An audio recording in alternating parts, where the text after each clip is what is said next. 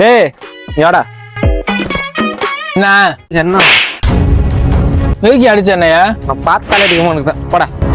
என் பின்னாடி யாரு இருக்கா அந்த ஏமே அடிச்சல இரா போய் என் மாப்பிள்ளை கூட்டி வரேன். A few moments later.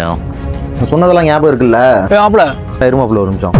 நான் இன்னைக்கே முடிச்சிருண்ணா, நாளெல்லாம் தள்ளாத, இன்னைக்கே அடிச்சிரு. ஆமா அந்த 4 பேர் தான், 4 பேரை போட்டுரு. மாப்பிள்ளைக்கு விஷயம் தெரிஞ்சிருச்சு.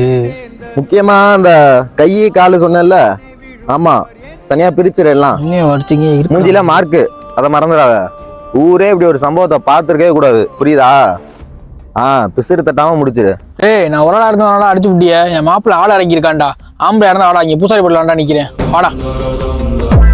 சரிண்ணா வேலையை முடிச்சுட்டு கால் பண்ணு.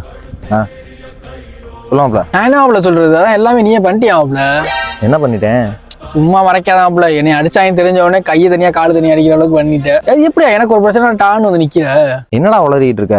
ஒன்னு யாரா அடிச்சா? ஆனா என்னை அடிச்ச 4 பேர் தான் நீ போட சொல்லிட்டியே.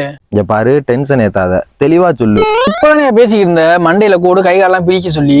டேய் அது நான் கட் அவுட் அடிக்கிறதுக்காக சொன்னதுடா.